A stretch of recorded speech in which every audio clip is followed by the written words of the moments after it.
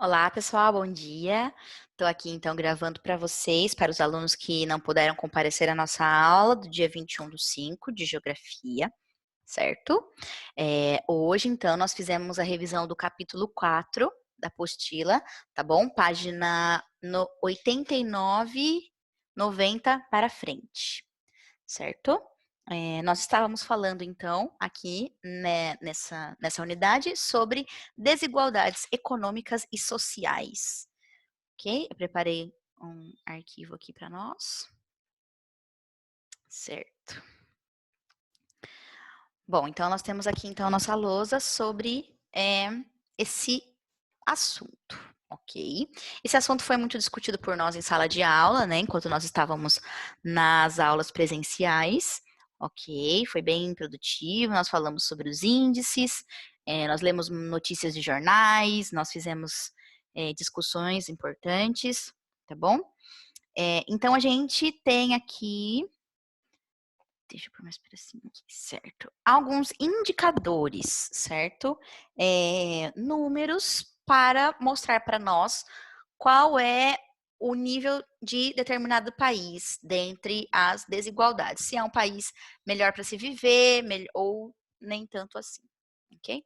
Nós temos vários tipos de indicadores, tá bom? Nós vamos falar dos mais importantes e vamos dividir em desigualdade econômica, quando a gente fala de dinheiro, e social, né? Quando a gente fala um pouco mais sobre a felicidade de certa população. Certo. Página 90 da apostila, ok? Então, nós temos 3 grandes índices de desigualdade econômica, quando a gente fala de dinheiro. O grande primeiro é o Produto Interno Bruto, PIB, que mede a riqueza de um país, ok? Esse é um número completamente frio, assim. É, ele é utilizado, então... para cálculo, é utilizado para cálculo, perdão. É utilizado bens e produtos finais, os serviços que as pessoas utilizam e os gastos do governo, ok?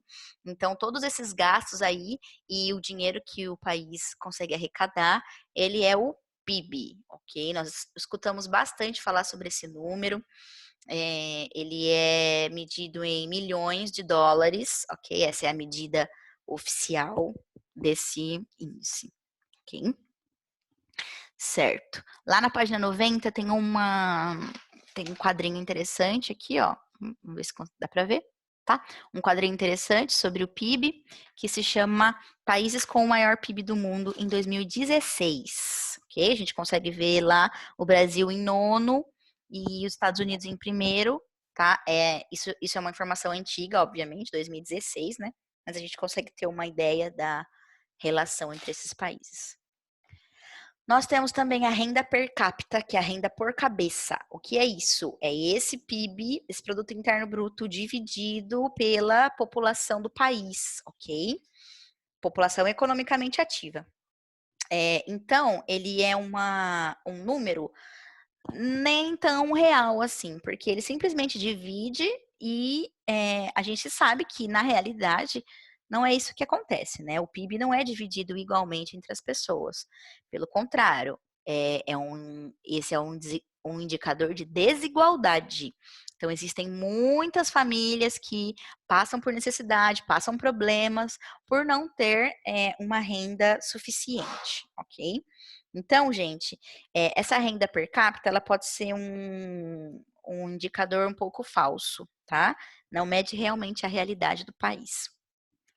E para suprir essa necessidade de um indicador mais real, a gente tem o índice de Gini, ok? Que mede o grau de concentração de renda em determinados grupos. Então, a renda per capita seria o ideal, né? O que todo mundo gostaria que acontecesse, e o índice de Gini seria a realidade, tá bom? Ou então, o mais próximo que a gente consegue chegar da realidade sendo medidas em números.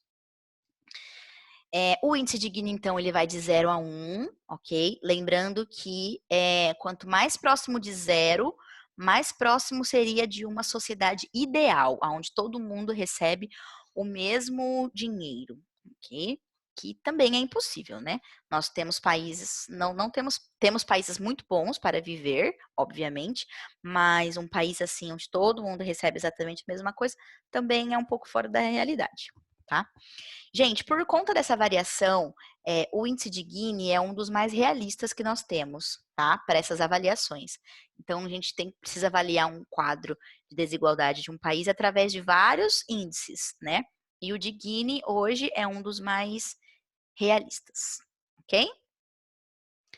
E nós temos grandes dois indicadores da desigualdade social de um país, ok? Que é o IDH, o Índice de Desenvolvimento Humano, também que vai de 0 a 1, mas ele é o contrário, do Gini, tá? Quanto mais próximo de 1, melhor, tá? Para o Índice de Desenvolvimento Humano. Dentro dessa medição, tem algumas outras medições, né? Dentro do Índice de Desenvolvimento Humano, que são mortalidade infantil, expectativa de vida e o analfabetismo, tá? Quanto menor forem essas taxas, então, quanto menor tiver a mortalidade infantil, quanto maior tiver a expectativa de vida e quanto menor tiver o analfabetismo, melhor, certo? Mortalidade de vida, então, mede as crianças que fazem 1 ano que não sobrevivem, tá? Isso, gente, é um fator muito importante que mede a saúde e a felicidade de uma nação, ok?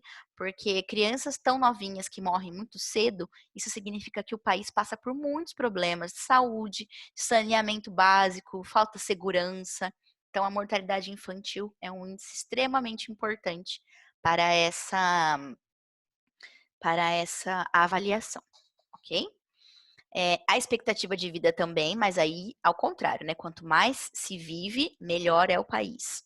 E o analfabetismo, o grande ideal do mundo é erradicar, excluir completamente o analfabetismo.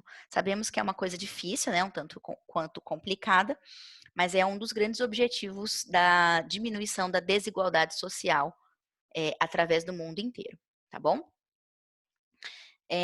O Brasil tem melhorado, graças a Deus, tá? Se a gente pegar índices aí de 10, 20 anos atrás, o analfabetismo diminuiu muito, tá bom? Principalmente por programas sociais que exigiam que as crianças estivessem na escola para receber dinheiro, como Bolsa Família, por exemplo, e outros programas, né, que incentivam a educação.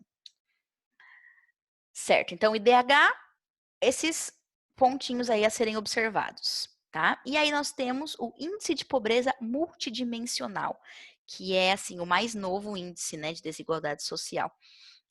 Multidimensional porque ele é construído por vários pequenos fatores, tá bom? Existem 10 pequenas coisinhas que são analisadas para construir o índice de pobreza multidimensional, tá bom? Que são aqui a nutrição, mortalidade infantil, anos de escolaridade, crianças matriculadas na educação, gás de cozinha, acesso ao gás de cozinha, né? Acesso a sanitários, acesso à água potável, eletricidade, pavimento, que é a rua asfaltada, e aquisição de bens domésticos, que fala sobre o padrão de vida, tá? Quanto maior for o IPM, maior será o nível de pobreza multidimensional. Então, idealmente, nós queremos um índice de pobreza pequeno, baixo, tá?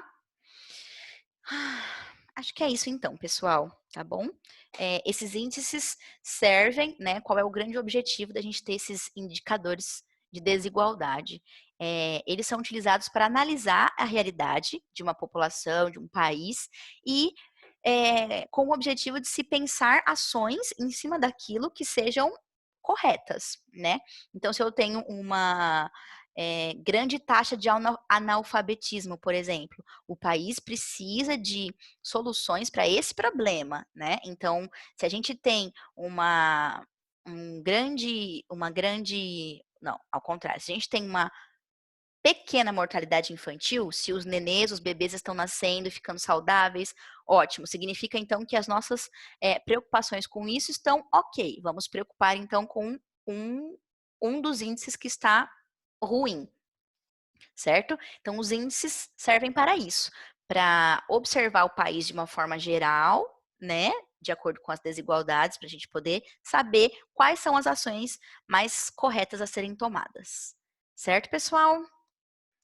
Muito bem. Essa apresentação de slide está disponível lá no Google Classroom, tá bom? E se alguém tiver alguma dúvida, então é só me chamar, certo? Nós temos aula novamente na segunda-feira, ok? Aula online às 8 horas e gostaria que todos estivessem presentes, ok? Nós vamos avançar o conteúdo. Um beijo a todos, bom dia, tchauzinho.